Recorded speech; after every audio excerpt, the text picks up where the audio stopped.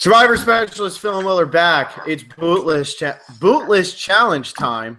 The second game where you could win a buff from Phil and Will. What'd you say? Two buffs? I said two, but well, 3 buffs, but 2 games. 2 games that you can win a buff. Wow. I know. We're so generous. It's like giving to charity. Same thing, right? If you missed our prop bet game, that's what we did last time. You could have a chance to win 2 buffs in that game. Watch our last video, submit a prop bet list. It's really fun. It's really easy. It's a pain in the ass to score, but it's really fun and it's really easy for you guys. So do it. It's fun. This one, the Bootlist game, only one person's getting a buff for this, so you better win unless it was what? If we hit like, what was it? How many people did we have to hit? I think there's an update here. So Moritz Lang, who's a longtime subscriber and listener, or watcher, depending if you listen or watch, I don't know what he does, but he won a buff, I think, for Second Chance, and we couldn't get it to him because his address was in Germany. I said, if you're ever coming to the States, I'll ship you one, or I can give you money instead. Like, I'll just Venmo you or PayPal you, like, the equivalent of what a buff would cost. Because international shipping, it's a lot. And he just said, you know what, just let someone else have it. Give it to second place, or give it to, you know, someone for an extra award. So I think this is Moritz Lang's buff here. So we can pretty much say Moritz pretty much is the reason why a buff is up for grabs. So we should give a round of applause to Moritz. I think that's how you say his name. I don't want to butcher his name. But yeah, so that's good. And then, so we'll say if we get 200 entries on the prop bet, then we'll toss in a third buff for the prop bet game. So there's 1 base buff and then 1 buff for every 100 entries. I think we're around, I don't know, like 70. Yeah, we're up there already. We're moving pretty good. Moritz Lang, though, one last, like, good job on you, man, not being selfish and taking the money. I mean, you entered the game. You did really good in the game. You get to win the game, and then you don't even get the buff, and you decide to give it up. I mean, that's pretty cool. That's very selfless. That's very selfless. Which I don't understand. I don't even know what that word means. But I know you don't, Will. Let's be honest. Selfless? Are you kidding? Yeah, have you ever been selfless one time in your life? Of course. What are you talking about? Get out of here. Okay. Moving on. The Bootlist game. This is the bet. This one's fun. This one's always a good time. Last year, Adam Klein won. Adam Klein is now on the season. So if Adam Klein enters again this year, he'd probably win again. So he's ineligible. Sorry, Adam. You know, if you want to go make like a pseudonym or something, we'd never know. We'd literally never know. Unless you got a perfect Bootlist, then we would know. Well, he's already won 2 buffs from us. There's no reason why he needs a third free buff. And he's on the show. I'm sure they were just showering him in buffs at that point. Yeah, it's pretty much like never mind. Anyway, okay, so Will, do you want to give like a quick rundown for anybody who's never done this before? Absolutely. So the Bootlist game is pretty simple. You make your own boot list, and then we score it, and the most accurate boot list wins. Now, the way we determine accuracy is by the difference between a player's booted position in real life versus the position they were booted in your list. So if let's say I have Adam Klein winning this game, he would be first place, right? That's 1. But let's say he goes out first, that's 20th place. The difference between those 2 numbers is 19. So I would get 19 points. That's very, very bad. You don't want points. The person with the least amount of points wins the game. Fun fact. I think that covers it. I mean, if someone gets out 7th place and you had them at 7th place, well, that's 0 points. So a perfect boot list would be 0 points. I think that explains it. That does. Go from 20 to 1. This is the only thing that I need to clear up. Go from 20 to 1. Don't go 1 to 20 because I don't know. Are you putting your first boot first or the winner first? 20 at the top, then down to 1. Okay, that's it. Let me get my fun fact in. Last year, Darnell was the most popular picked winner. So if you're new to this, it does happen where the first boot is a lot of people's winner picks. And I'm sure it could happen again this year. Darnell was the most popular winner pick last year, and he went out last place. So he got a number 18. That was 17 points for so many people. I think Adam Klein ended up with like a total of like 40. So, you know, once you have 17, you're pretty screwed right off the bat. But this will be fun. 20 newbies. Even if you get the first one wrong, I think if you have a perfect boot list besides that, I think you still win. So you never count yourself out there. You want to always believe in yourself. Yeah. See, look at this. Will, we're all inspired by Maurice Lang here, and Will's even being a good person. All right, man. Let's get into our boot list. This is going to have a lot of science to it. Clearly, I know how you are. I know you probably put a lot of like numbers games into this and everything, and you probably have like a whole algorithm as to why each player is in their position. How'd you know? Yeah, I know. So do you want to start it off or? Yeah, well, I typed in everyone's hobbies and pet peeves into a simulator. It's a Survivor simulator that simulates based on that, and then I ran it 200 billion times, and then I got the averages of placements. So I'm just going to go with that. 200 billion times. Yeah, I mean, computers can run pretty quickly these days. So, no, I think I'm going to go with the fan fiction route this year. I did the fan fiction route last year for Co-Wrong, which went absolutely miserably. But it was fun to do instead of just kind of talking about why I like each player, because we already did that in the cast assessment. If you haven't seen that, definitely check out our cast assessment. We go player by player. We don't want to repeat the same podcast. So I'm just going to tell the story of what happens on the season, and I am very smart, so it could spoil the whole season. So you've been warned. Okay. The Gen X tribe, they are so excited to beat the Millennials. They are like, wow, they despise Millennials. It's almost like, I don't know if anyone knows about the Giants-Dodgers baseball rivalry. The Giants fans hate Dodger fans, but Dodger fans are kind of like, I don't really care about the Giants, whatever. So I think it's going to be sort of like that dynamic where Gen X is all pride Gen X, like screw the Millennials, like they're ruining everything. And Millennials are like, whatever, dude, like I don't care.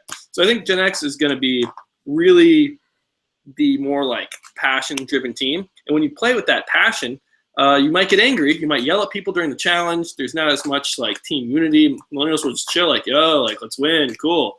So Gen X, they lose the first challenge. Who brings that negativity? Who's bossing everyone around? It's my least favorite player on the season based on their videos.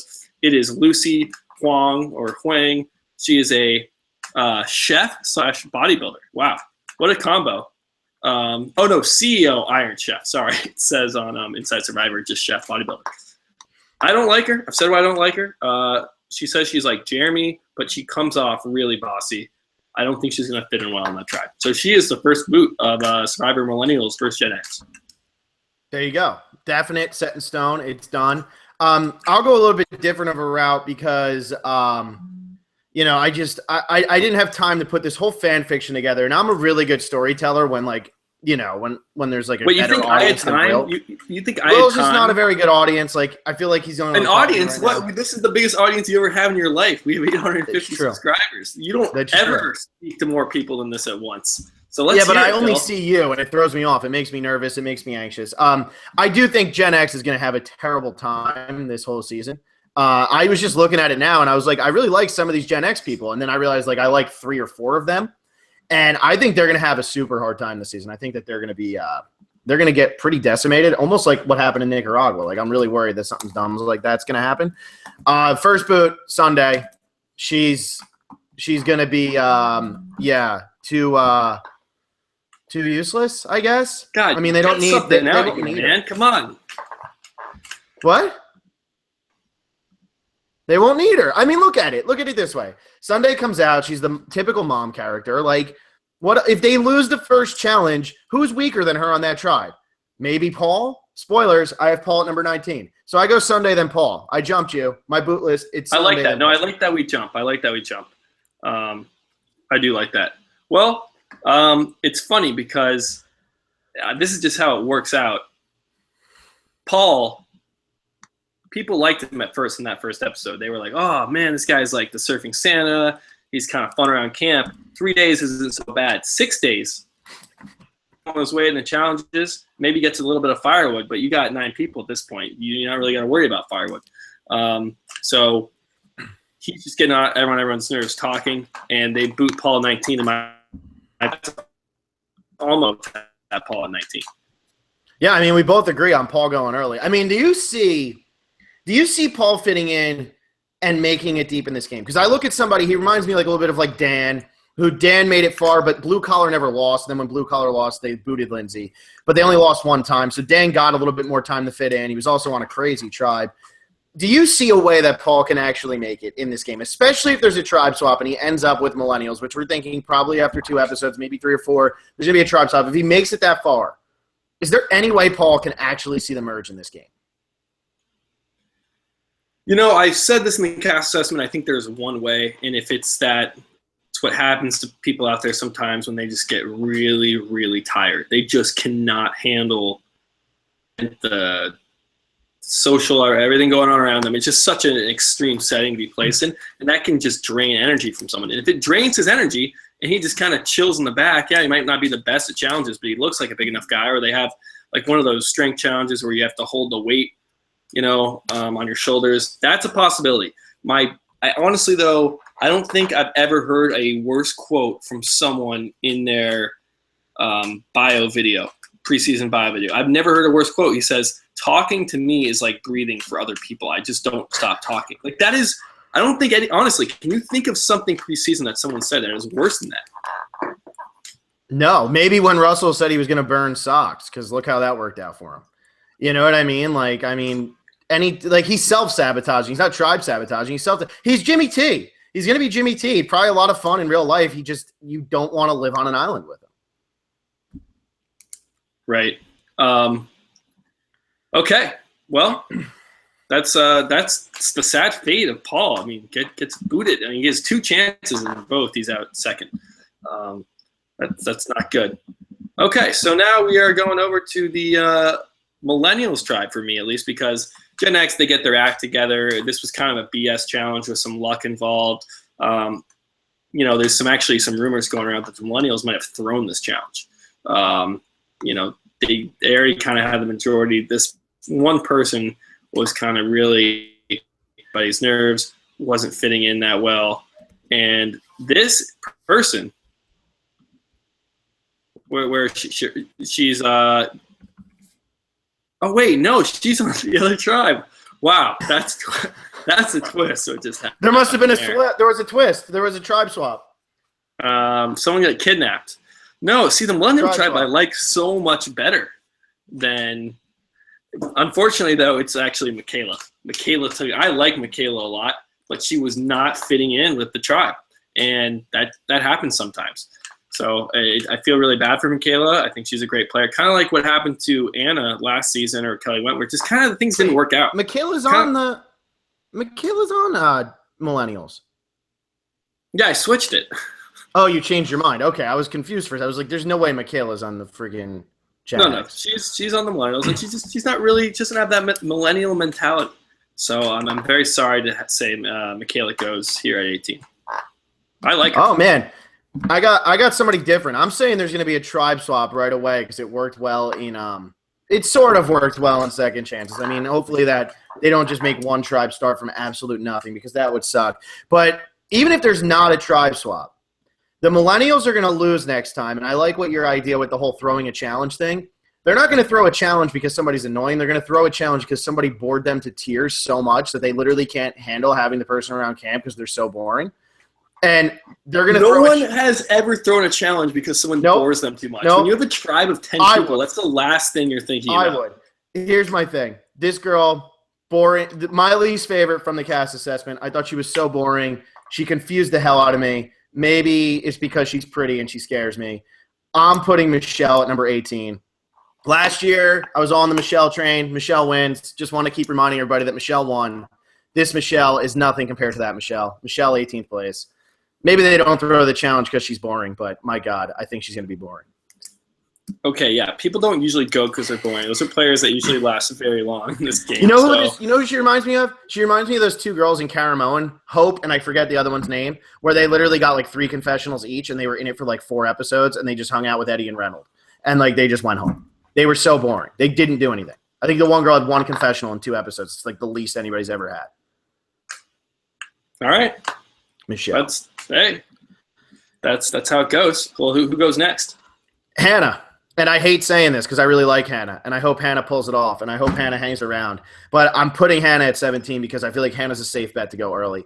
And I put her at 17. She could have been like – I feel like these like top 4 here, Michelle could hang around a little bit longer. I just kind of have like a little I'm just against Michelle right now because she bored me in the video. But I think D's other three with Sunday, Paul, and Hannah, they're just bound to go early. I mean, Hannah could be so funny and so likable, but if they lose a couple challenges, she's so useless in the challenges. I mean, and she admits that. I think she's probably going to be a lot of fun. I hope she pulls like a Cochran and makes it pretty far and is more enjoyable than a Shireen or a Cochran, even his first time out where it was just like mopey as hell. But I think I got her at 17 because I don't think she's going to make it. Okay, that's the word. I love how we make these sort of predictions. There's no way these people are going to make the merge, and probably all of them will. Yeah, knowing our boot list. And I have no clue what the hell I'm doing right now. Exactly. No, I just wanted to kind of make that clear. It's not like these are like our definite predictions. If you want our more like honest, let's talk about these players. Do watch the cast assessment. This is more fun we're having here, and I'm really enjoying my fan fiction. I don't know for Phil. It sounds like it's a pretty boring season, if you ask me. But he did get rid of the most boring player, so maybe from here on out it'll get real exciting. I don't know. That's for Phil to decide. Okay. We are at now the fourth episode here, and this is actually they get rid of someone in the first half hour. It's like there are 2 people going home this episode. Wow. So there's an immediate immunity challenge, like so right off the bat, and the Gen Xers lose. They had a little streak going, but they lost, and they vote out Ken because there's a little bit of kind of sense around like, hey, 3 people are gone already. I feel a tribe swap is coming, and Ken has a lot of these millennial vibes. You know, he's kind of a chill surfer dude. He lived in Hawaii. He also has a very not trustworthy face. So you combine those 2 elements, and this tribe swap's coming. You cannot let Ken go to the tribe swap. He's going to throw down with. You see Adam over there. You see Taylor. You see Jay. You know, it really worries you. So they get rid of Ken. He's out at what is that? 17th place. Yeah, dude. That's where you got him. And then boom. Actually, this is a 2-hour episode. This isn't a half-hour. Sorry, because now we have our tribe. I'm very confused. How many people have gone from my season? You have 16 people left, so you can do a tribe swap if you want. No, I'm not going to do a tribe swap now. Yeah, this is the double boot episode. What am I talking about? Yeah, the first half hour, Ken goes home. Second half hour, unfortunately, Gen X loses again. No one saw this coming. I mean, 5 people are gone, and 4 of them are from the Gen X tribe. This is Jessica Blaine Lewis. She was getting paranoid. She didn't have that many good relationships on the island. Like, her best friend was Lucy, who went home, and her other best friend was Paul, and her other best friend was Kenneth. So all of her best friends got eliminated. No one to go to. Again, the tribe swap is very imminent, these people think, even though it didn't happen right now. They're like, okay, now it's got to be coming. You know, Jessica doesn't trust us. She's just paranoid. So Jessica goes, and then I'll let you talk, but I think we know what's happening my season. There's going to be a tribe swap at 15. Okay, you're thinking tribe swap at 15. So I do think tribe swap at 15. If this is going to 3 tribes, it has to happen at either 18 or 15. I think it would be more interesting to wait till 15 because then there's only 5 on each tribe and there's really nowhere to hide. I'm going, though, what I'm saying is at this point, everything's already mixed up. There's 2 millennials gone and there's 2 Gen Xers gone. And I think what's going to end up happening after that is the millennials are going to stick together for the entire season and the Gen X are going to be in trouble. And I'm not even saying this as fan fiction. I'm saying this as in I honestly believe the Gen X tribe is not going to get along as well together as the millennial tribe is. I agree with that, too. I think the Gen X tribe is in a lot of trouble. So when a swap happens, there's going to be a run on Gen Xers going. And I'm going to start it off with Rachel. She's attractive. She's also not the strongest, not going to be the strongest in challenges. Another one who just really kind of bored me a bit. Like, I don't know, wasn't a huge fan of Rachel. And I think the elements are going to be too much for her. Everything's just going to be too much for her, and I don't think she's going to enjoy it. And she's going to end up going home at 16. And then to keep with the theme of people from LA getting voted out, David goes next just because he's squirrely and weird, and people are freaked out by David, and he's so paranoid, and he just can't do it anymore. So I got David at 15. He's another one, though. I really want him to do well because he made me laugh. Oh, okay. I can see that happening, but you're really putting all your eggs in the millennial basket here. I am. I really am. I think the millennials are gonna like run away with this thing. I really do. Got it. Well, my tribe swap happens at 15, and the reason I've said this before, I think they're going to have to wait till 15. Maybe do a double episode in there for the first 5 boots. It's not going to be episode 6 will be the swap. I think it will be episode 5, or maybe even episode 4. There might be a medevac. But if the theme is Gen X versus Millennials, you can't just kill it after 2 episodes. I mean, you could, and honestly, they probably will, but I would prefer a tribe swap at 15. I think it's more interesting. It hasn't been done before. When we had Second Chance, they didn't need to stick to any theme. They could split up at 18. It's never been done before. Let's, pull the wool over the eyes of the returning players that think they're so good. This is like, okay, we have this really strong theme that Jeff loves. He always loves the theme. So I think they'll stick with it for a little bit. All right, so who goes at 15 then? So we have the tribe swap, and again, it's because the Gen Xers have already lost 4. They're not looking good right now, and unfortunately, this is where Sunday goes. Sunday really got along with the Gen Xers and was in like the majority, and like even though she wasn't the best at challenges, she kind of stuck through there. But then she really, once that tribe swap happened, she had no chance. See, I'm gonna go, and I get your. I'm not gonna interrupt your story here, but I think if Sunday can actually hit a tribe swap, she could be okay because of the whole motherly thing. For some reason, that always ends up working out there. It happens all the time. So I could see her being okay because of that, but I don't think she's gonna make it that far into the game to even see a tribe swap. Maybe I'm wrong. Probably wrong. Yeah, I think there's a chance like she can end up on a tribe with maybe one Gen Xer. Yeah. And then a bunch of millennials, and then it's like her or another Gen Xer, and they're like, all right, well, Sunday, you're not doing anything in challenges for us. Like, we need to win the next challenge. Because still, I know when we get to tribe swaps, people are thinking less about challenge strength. But when you're out there, it's like, damn, like, I don't want to come back to tribal council again. Like, that's the worst place to be. And there's 3 tribes. Like, you gotta kind of make sure you win the challenge. I want to say real quick, I like how you said that you liked that I was putting all my eggs in the millennial basket, and you have gotten rid of more Gen Xers in the first 5 boots or first 6 boots than I did. Right. I've only had Michaela's the only millennial to go. Yeah, I hear you. I'm just letting you know. Right. No, it happens. I mean, this is how the season's shaking out. So I've done the first boot of the tribe swap, right? Yeah. Okay. Next boot after tribe swap. So yeah, Sunday went out in 15th place. In 14th place, unfortunately, Figgy is the one to go. This is more. She's playing both sides. She's playing the social game. She's on this tribe where she has a lot of millennials that like her, but then she's kind of snoozing with the Gen Xers. She's trying to like bump elbows with them, get in good with them, maybe get some jury votes down the line, and the millennials aren't having it. They sense her as a threat. They're so far ahead in numbers, they can just knock out some of their own before even having to worry about Gen Xers because there's not that many left. So Figgy's playing the social game a little too strong, and she gets the boot. Wow. I think that's how Figgy's going to be, but Figgy's growing on me the more and more. I haven't watched like any videos since we last did this. I haven't read like any interviews since we last did this. But so for some reason, growing on you, just sitting inside you. Yes, I mean I don't know, man. Like every time I hear the name, it just gets more magical. You know, I don't know what it is. It's just Figgy. But I really like her. I mean, I think she's actually gonna be a good player, and I wasn't expecting to say that. Now she'll probably go out first. Anyway, 14. I mean, I'm just gonna keep on rolling with these Gen Xers going home. I got Lucy.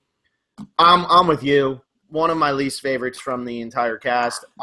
This is more of like wishful thinking. I mean, everybody can be better on the season than in their stupid videos, but like Lucy just didn't entertain me. I'm getting rid of all of the boring or weak people early, you know? Although Hannah, David, and Paul are not going to be boring. I don't think. No. But I got Lucy at 14. And then at 13, I'm cutting the 18-year-old out before the merge because it's almost like what happened with Spencer and Token Sheens. He's hanging around. He starts feeling all confident because, you know, he's in it. And then they're just like, yeah, you're going home. Like, I feel like that's what's going to happen. I feel like the longer Will hangs around, the more confident he's going to get, the more people are going to get annoyed that he's 18 years old in high school. And he's going to get voted out, and he's going to be 13th. Wow. That's poor. Poor drop by Will. I really thought he was going to go far. Well, I'm bummed. You're really bumming me out now. Who you got at 13? Who's gonna bum me out? Okay, 13. The tribe with Figgy on it lost again, and they are like, holy crap, this is not good. And Jay at this point is kind of losing it. He's going, oh my gosh, I'm on this stupid tribe. Why did we vote out Figgy? We were supposed to stay loyal to Millennials, and he's kind of throwing out backlash. And at this point, the Millennials and Gen Xers, they've bonded. They've been a tribal once. They'd voted out Figgy. They've had 3 more days. They've suffered through this loss, and if Justin's not a part of this new tribe, then that's kind of too bad. I have a question. I'm listening. They did go from 3 tribes to 2 tribes in second chances. That's not going to happen. It's not going to happen on this season. It might. Not, wow. I mean, in my fan fiction, it won't happen. Well, especially because if they do swap or dissolve at 15, you're not going to be able to bring them back to 2. They're just going to emerge from 3 tribes, which I think would be really cool. That'd be a Survivor first. Jeff loves saying the first time in Survivor history. So if you can use that opportunity to go from 3 tribes to 1 tribe, that'd be great. So Jay gets 13th place. We're now merging. We're merging at 12th this season. That's what I'm thinking too. Even in my and world. And this is when everyone's kind of loving it. The Gen Xers will feel like, oh man, like we have Chris and Brett, they're broing down. Like, dude, we gotta do something here, man. I know, dude, we gotta figure something out. Unfortunately, they can't. Wait, do I still have David in the game? Yes, you still have David in the game. Yeah, they want to. The big guys, they think they're threats, but David's a strategic threat. There's rumor of him having an idol from my Bootlist or my prop bet game that made it onto the island somehow that he has an idol, and people are really worried. It doesn't work out for David. He's the merge boot. Wow. See, if there's one thing I don't think David's going to be, it's the merge boot. Like, if there's one thing I'm going to say, that's David exactly what they want you to think. I mean, come on. Look at the guy. I mean, I like him, but there's no way he's the merge boot. He's finding himself out there. He's starting to fit in. He's honestly fitting so well with everybody. He's getting too cocky, too confident, and everyone's like, whoa, David, slow down there, buddy. And he doesn't slow down. He just keeps it going, and then, flew too close to the sun. Merge boot. Flew too close to. That's what happened to Will. And I'm going to go. I think there's going to be a merge at 12 as well. And just keeping with Gen X going, the Millennials got the numbers. I think they're feeling good about themselves. And Ken gets the boot at the merge because he's one of the stronger guys. I think that he's a little more threatening because he's actually more likable than Chris. He's more likable than Brett. He's more likable than Jessica. And I think that he's probably more – that's all I have left from that tribe. So Ken goes out at 12 and quickly followed by Jessica, and we're all sitting here going, this is going to be a pagonging. We know exactly what's going to happen. Cece's left too. Cece's still there. But everybody's starting to think that this is going to be a pagonging. Jessica goes out at 11. Ken goes out at 12. Those are your first 2 jury members, and they never really had a chance once the merge hit. Wow. It's really sad stuff there, Phil. Every time you bring tears to my eyes. Well, you got to keep rolling with yours. I mean, I gotta recover first. It's so sad we actually have to watch the season play out and see these players go home. Honestly, we have the Millennials with a huge they're killing it in numbers. So they actually are starting to turn on each other. There's so many of them. It's like they can't all trust each other. They know someone's on the bottom, and this is where Zeke is turning into a major threat. People like him, but he's also, it's like, whoa, he's not just funny. He's got a little bit of game sense as well. So this is where, unfortunately, Zeke has to go. After Zeke goes, though, the Millennials are kind of feeling good. They're like, okay, we got Zeke out. We're all pretty even. Let's see, how many Millennials do we have left? We have Adam, Hannah, Mari, Michelle, Taylor. Well, so we have 6 Millennials left. Is that right? I think so. And then, okay. So this is when they feel good, right? 6 is a nice number. That's a nice group. 7, it's like, whoa, 7, that's too many people to trust. 6 sounds way better than 7. And this is when Rachel gets the boot. She's actually kind of not that threatening at all, but they like Chris and Brett, who are broing down, they actually say, look, we'll vote out our own tonight if you don't vote us off. And the millennials honor that because they respect Chris and they respect Brett. So the Gen Xers, they even vote out their own, Rachel, just to save themselves. Wow. Okay. I'm not sad to see Rachel go, so I won't even pretend that I'm sad. But I like how I started off not doing this as a fan fiction, and now it's like kind of turning into it just because I want it to be like a story. But yeah, the whole thing here is, I told you when we last time on Phil's Survivor, it was Ken then Previously Jessica. on So, Phil's Survivor. Yeah, so Ken and Jessica went back to back at the merge, and the same thing is happening in this one as yours. The millennials are feeling good about themselves. And this is where my hashtag blindside, I've said it a million times, the millennials are feeling really good. And Taylor, out of nowhere, I'm thinking somebody like Zeke, somebody like Figgy, somebody like Adam Klein, they say, screw Taylor, he's trying to take over the game. And Taylor gets the hashtag blindside because he just doesn't see it coming. And he goes out at 10. And then, are you sitting on the edge of your seat, Will? And then I actually am, yeah. And then, now the millennials are like, okay, we got rid of our guy. Like you said, Zeke's gone, in yours. In mine, Taylor's gone. That was the big guy. So the millennials are feeling good. And they're like, all right, we're going to vote out one of these Gen Xers. The only problem is the Gen Xers are able to pull Figgy over to their side. Figgy and Marie. Yeah, Figgy and Marie. Because Figgy's going to be playing both sides. And then you got Marie, who's already like 30-something years old. So she's like, yeah, I'll go with you guys. And they pull one on our hero, Adam Klein. Whoa. I'm waving the flag for him. Adam Klein goes at 9th. I'm waving the flag. Sorry, Adam. You don't win. Adam gets 9th place. Gosh, that's actually the most devastating one all night. It really is. Yeah. Okay. Well, out in my season, what are we down to 9 now? You said? Yeah. How many people are left? 9. So I have 6 and 3, and it's crazy. But there have yet to be any idols playing this game. So there's idol paranoia. It's running rampant through this tribe. Like they don't know where the idols are. Some people know, but it's actually Chris who has the idol. He plays it. And all the votes go towards him, and the Gen Xers put their votes on Michelle, of all people. You know why they do that? Because they know no one's going to play idol for Michelle because she's so boring. So that's why Michelle doesn't. So she kind of gets one of those like Kelly. Kelly and Samoa. Oh, that's what I meant. One of those type of boots, or maybe like Katie and with the rocks and Blood vs. Water, some type of boot like that. Where it's like she kind of just got hit with a stray bullet there. Poor Michelle. She helped me fall asleep sometimes though. That's about all she did every Wednesday night between 8 and 9. Watch Michelle be like the most lively, fun, animated player. Like just flirts with everybody, crushes the game, is like twice as good as Parvati, and like wins unanimously. I'd be down. That'd be cool. I'd be all for that. I don't see it happening. I want everybody to be likable. Like I want the best season. This is all based on seeing them for a minute and a half, and I'm ripping these people apart based on the minute and a half I've seen them. It's very It's very much like society, right, Will?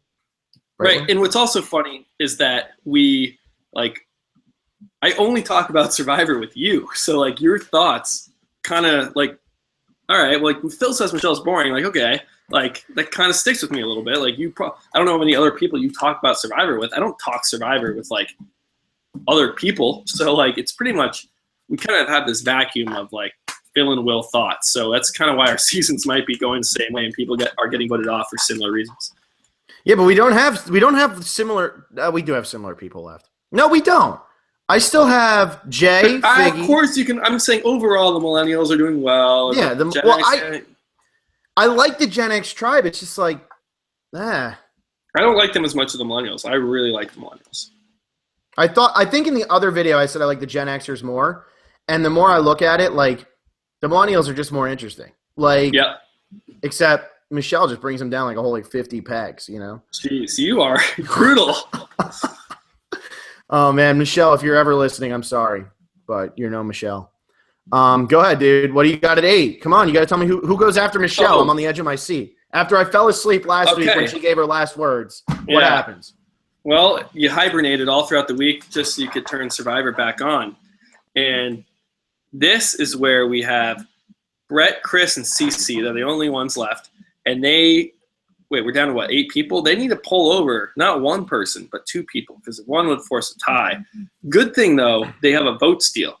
So they are able to they steal someone, let's say, they steal Adam Klein's vote, and they get that extra vote, and Adam Klein doesn't vote. So it's crazy. It's a huge swing in the game. And they take out Mari, because she's been doing just tremendously well at challenges. No one really saw it coming. She's a video gamer, but people don't know she's also a ballerina. So she's very fit. Those balance ones, oh my gosh, her balance is off the charts. It's one of the best balancers ever on Survivor. So she's just killing immunity, and she's a social threat. So, like, the Gen Xers, like, get her out of here. So now we're down to 7, Phil. It's 4 against 3. So it's really numbers have really narrowed. It's really an exciting season. Yeah, I'm seeing that. And I like that in both of our little fictitious seasons here. Our last 3 from the Gen X are Brett, Cece, and Chris. That's really weird. I think you copied me. Those are my 3 favorites from that trial. I mean, I do like David. I did say that. And I do think Paul could be interesting.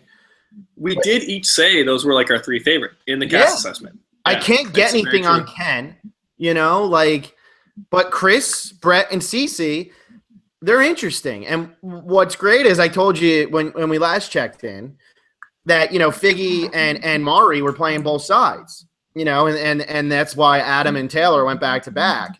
And what ends up happening here is Mari and Figgy are like, you know what?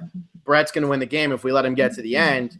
It could be the 5 of us versus those 3, but Brett gets the boot because he's just so damn likable. He goes out at 8, and then they can't turn back on him. Like, they can't, whatever. Mari and Figgy, they're like, well, we can't turn our backs on Jay and Michaela now. Let's get rid of Cece. And Zeke's like yelling at everybody because he's Zeke, and Cece goes out at 7. So the last remaining Gen Xer is Chris. Wow, so back-to-back Gen Xers go there. Yeah, and the last remaining Gen Xer is Chris. Wow. Okay, well, in my season here, there's one more idol that needs to be played, and Brett has it this time. And so Brett plays this idol, but everyone knew that was coming. Where else was that idol going to be? The Millennials swore to each other. They got in a group like, say you don't have it, say you don't have it. No one has it. So they put the votes on Cece, and Cece goes out at 7th. Is that where you had Cece? We both had Cece at 7. What? I had that plan for a while because I was I said she's like she's my quasi winner pick right now because I don't have. And Brett was mine, which is really funny that we both have them go out around the same time in our Bootlist because in the prop bet game we had them as our winners. Okay, so now it's 4-2. Millennials still have that, and that gives people are like, wow, Hannah has really done a great job. People aren't looking at her as a threat because of the challenges. Adam is in there. We have Taylor in there, and we go, okay, I guess I could turn on Hannah. Like she's never one of like the best pals. She was kind of a number that like you could talk the game with her because she liked the game. We still have Will Wall. So 3 guys are like, all right, I'm down to get Hannah out. So now it is an all-male final 5 of Chris, Brett, Will, Adam, and Taylor. It's I think the first all-male final 5 we've had ever. I think we've had a couple female final 5s, right? We had the One World. That's the only one I know. One World, I think, is the only one. There in San Juan del Sur, but is he even? I mean, he's a man, I guess. Yeah. Keith's so feminine. Micronesia. Eric was what place? 5. So so that was a final 4. What did Keith go in San Juan del Sur? 4. Okay. Anyway, it's crazy. Final 5 of all dudes. All dudes. Big party out on that island. Get rid of the bikinis. Well, I'm at final 6. Chris is the only Gen Xer left. I got Zeke, Figgy, Jay, Michaela, Mari. So those are my 5 that are left. Right now, Zeke's sitting there so pumped because the Millennials are going to just run this thing. Zeke's being so pumped that he came out as a millennial and he's going to pull it off. And Figgy and Mari are like, you know what? We're going with Chris. We're going to get Michaela. They make some promise that they're going to be the Final Four.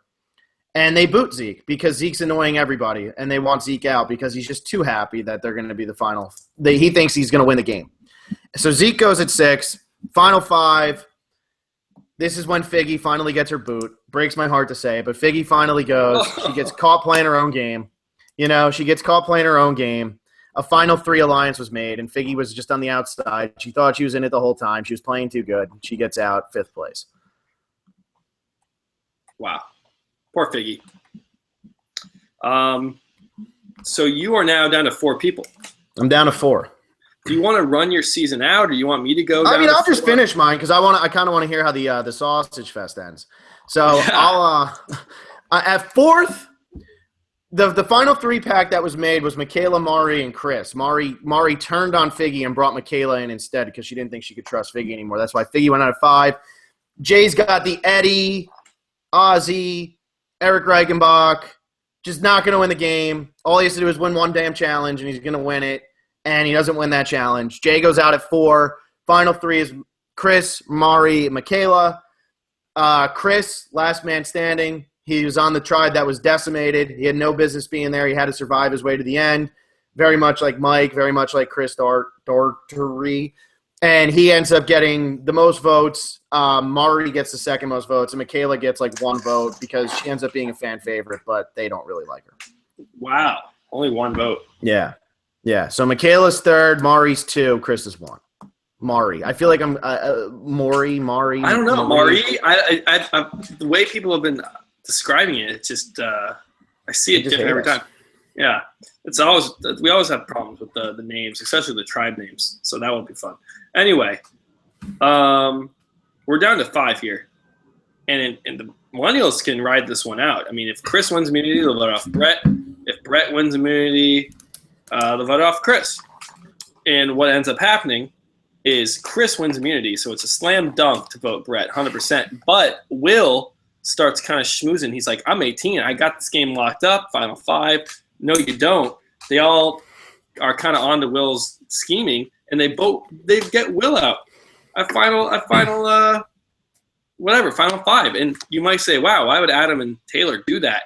Much like how my Figgy went out of Final 5, because they're the strategic threat. Yeah, they have a secret deal with Brett, and Brett has been pissing a lot of people off, but they have a Final 3 deal with Brett.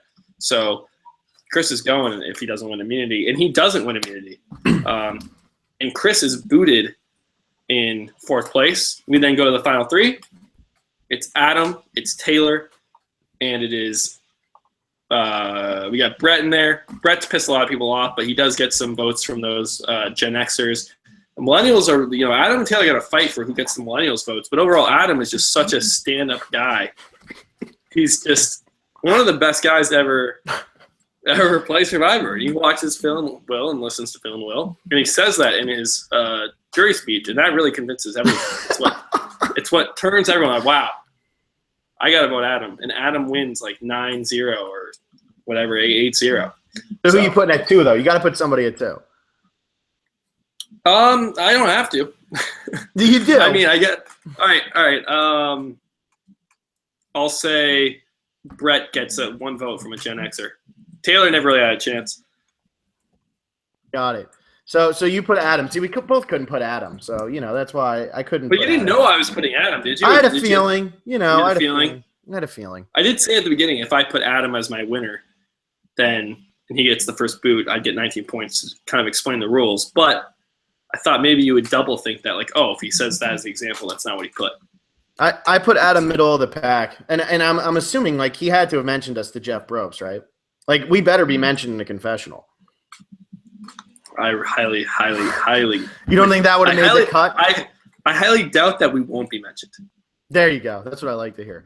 All right, let's just run through these one more time. My boot list: 20 Sunday, 19 Paul, 18 Michelle, 17 Hannah, 16 Rachel, 15 David, 14 Lucy, 13 Will, 12 Ken, 11 Jessica, 10 Taylor, 9 Adam, 8 Brett, 7 Cece, 6 Zeke, 5 Figgy, 4 Jay, 3 Michaela, 2 Mari, whatever, and number 1 Chris. There it is.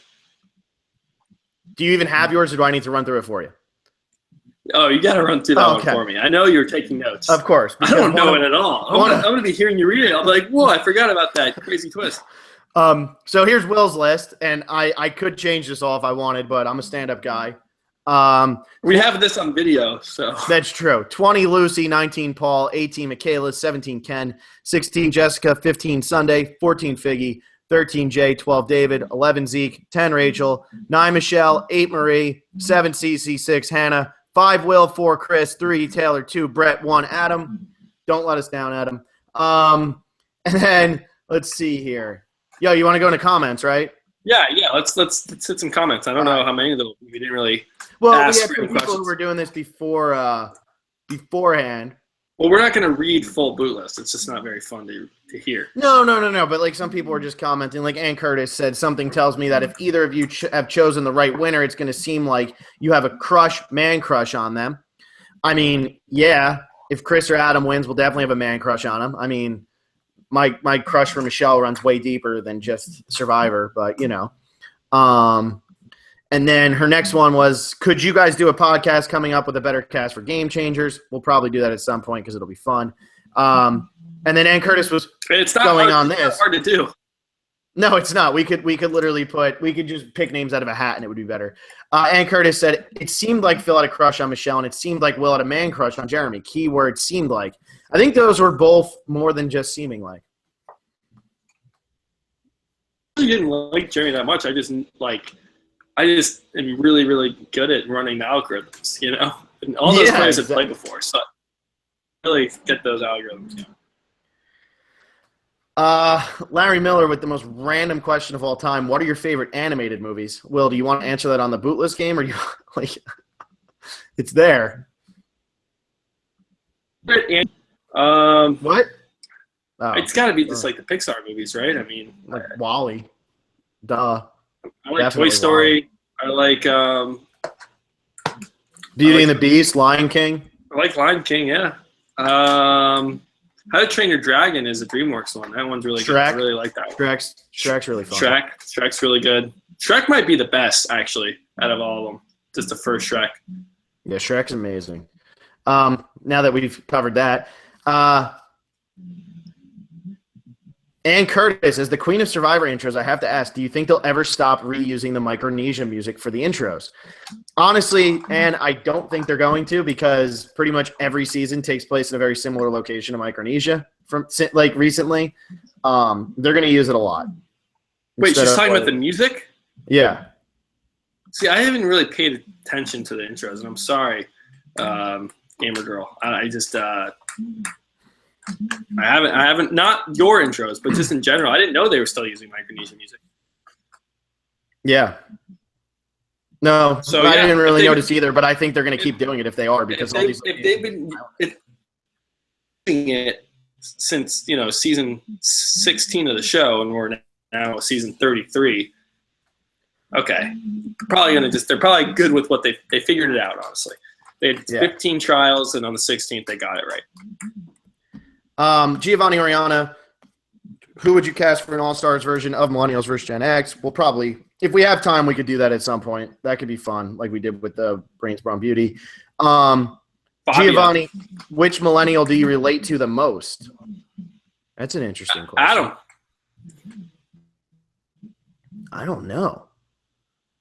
Probably Adam. Probably either Adam or Hannah. He said he played Online Survivor too. Like, I've played Online Survivor before. Because I'm not like Taylor or Jay at all. I'm not looking enough. I'm not Will because my voice is squeakier. I'm not Zeke for sure. I'm not Michelle because I can entertain 850 people. Woo! There you go. There's a shot. I don't know. We have 850 subscribers. I'll take it. Can't play video games. I guess I could be like Marie. She is a YouTube host, but she also has like millions of followers, unlike that. Figgy's Figgy's everything I want to be, but I'll never be. And Michaela's a little too like old for her age, you know? So probably Adam or Hannah.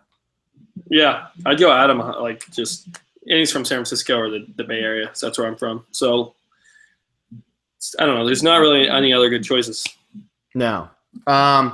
Larry Miller, a crush does not equal stalking. Also, who has been your survivor crushes during the 33 seasons? Man, they love this whole crush thing. Wow. We could do a whole podcast on that. We could. We've talked about doing an entire podcast on who's really good looking, guys and girls. But mostly just guys. Mostly just guys. And then Larry Miller, do you think that Taylor will be another forgettable meathead like Ben Reed, Drew Christie, Brandon from Guatemala, and Silas? Whoa. I do.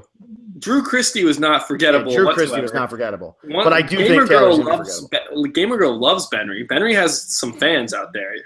I don't think Taylor's going to be forgettable at all. I think he's going to be a really big character. I really, really do. I don't know, man. I'm not feeling it. Maybe he is. Maybe because you watched that intro video, but I still don't feel it. Tom Hazenberg, I'm loving how active you guys have been lately. Keep it up. Thanks, man. Larry Miller, can we get more segments of dating tips with Phil and Will? Got to just let them roll off. You know, you just got to let them happen. You can't ask for them. They just happen. They're just it's in the moment. That's when great knowledge and stuff comes out, is in the moment. Yeah. Giovanni, do you think since there will be 3 tribes at some point that there could also be a merge at 13 like in Cambodia? I definitely think that. I know like Survivor loves getting it to the merge as fast as possible nowadays. They love mixing it up as much as they can. Yeah, and with a 20-person start, it's more likely to like merge at 13. If you start with 18 people, way less likely. So because it's a 20-person start, I think that's definitely a possibility. Yeah. All right, man. Let's go to YouTube. Wences Acosta, deciding if I want to use my experimental boot list or the boot I got using Brant Steel. Hey, man, whatever you want. Whatever you want. Giovanni Oriana, you're a regular penner, Phil. I mean it. I guess that means I'm a good storyteller and I have Jewish tendencies. Total drama Survivor fan. Is Paul going to be less annoying? The less annoying version of Rupert. Also, I thought Dan from Worlds Apart was bad. Was he that bad? I can't remember. I think Paul is going to be more annoying than Rupert and Dan. I've said why. Yeah, honestly, Rupert didn't get annoying until like All Stars. All Stars. He tried to dig a hole, and then everybody. That was the funniest thing, where he went to the ocean to build a shelter. Everyone's like, dude. Like, how about we don't dig underground and then have a storm come, and now we have no shelter. But that was really funny because you watched like the biggest hero ever turn into that. He was okay in Heroes versus Villains. I didn't mind him, especially because all the other hero men just like were disasters. Rupert was probably the best out of all of them, as sad as that is. Let's see. Martinez 294. Hey, greetings from SLP Mexico. Hey, man. Kyle Roberts. I think Rachel shouldn't be underestimated. I think about it. Co-writing a book with 7 other people shows that she can come together with a group of people, enact a plan, and implement it. Also, looking at her, I don't get that she isn't strong. She looks very fit. I can see her doing fairly well in challenges. Pretty sure with the whole. But the only thing I'll point out in that with the whole co-writing the book thing, they didn't actually co-write it. Like she wrote her own story for it. So like someone probably wrote that for her, a ghostwriter. She didn't have to collaborate like with other people to do. It's not like she's like in a writing team. Like a lot of those stories, like if there's 7 or 8 authors, they didn't actually all get together and be like, "Hey, what are you writing today?" Yeah, they each have a chapter. Yeah. That's weird. Kyle Roberts, I can't take either of your predictions seriously. Will, you're not being very flexible. Fist pumping for Kyle Roberts. I mean, you can't have a flexible boot list. You have to be assertive in your boot list and be confident with your choices. Which Will certainly is. Mike Toll, have you guys watched Aussie Survivor yet? The twist in latest episode was a huge shock. Where can I even watch it? I haven't watched it, but where could I even watch it if I wanted to? The internet is usually pretty good for foreign TV, I find, and domestic TV. You can watch anything on the internet. The internet's cool. Isaac Samauyo. Yeah, I got that wrong. You can help me later. Why do you feel that your merge boot will go out at that spot? I mean, if it's going to be Ken, I think it's going to be because he's like kind of a threat and he's also kind of weird. My merge boot is David, right? Yeah. It's the idol. Everyone, he's gotten. He actually goes home with the idol in his pocket. Damn. Oh, what's going on over there? Whoa, hey, whoa, hello. Geez, you sneezed your earbuds out. That's Holy right. crap. That's all the comments. So So if you want to submit a boot list, you submit the boot list, 20 to number 1, and then you subscribe. If you're not subscribed, we won't give you the buff if you win. I'm serious. If you haven't checked out our prop bet game, go do that because that one's really fun too. And you could win 2 buffs this year if you win both of those. Wow, you can win 2 buffs from us. That's more than one. Is there anything else that we need to cover here? Like check out our cast assessment. There'll be links around the video. Find them somewhere at some point. Yeah, cast assessment. Check that out for sure. Prop bet. Trying to get 200 entries. That'd be a lot of fun. Be a pain to score, but it is so much fun. I really hope I'm in it this year. I really hope I'm there's like 20 people that can win. Going, down to the last few episodes, and I just kind of keep getting up, and then I beat Phil. That would be awesome. All I want is for you to beat me. All right, I was about to just end it on that, but that would be too weird. Phil, do you have anything else? That would be freaky. No, dude, that's it. We'll see you probably next Wednesday. Probably have something else, fantasy game, something like that. What's next? We'll do our fantasy draft. We have to figure out how we're going to split it up with Phantom Tribe or maybe find someone else, or if Jeff Probst is going to be in the mix, kind of even out his scoring. But yeah, we'll figure all that out. Fantasy draft coming to you next week. Subscribe, like the video if you want, comment if you want. Find us on Twitter. Yeah. Sounds good.